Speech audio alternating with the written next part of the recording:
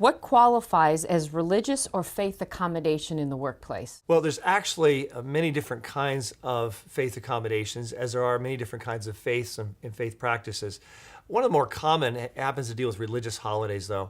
If you have an employee who say they have a day that's important for them to observe religiously, and it's a day that other employees are not getting off. So it's not Christmas, where most employees get off anyway and people don't work.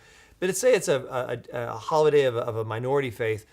Employers need to reasonably accommodate that employee by allowing them to have that day off and make up that time at a later date, and by perhaps swapping time with other employees.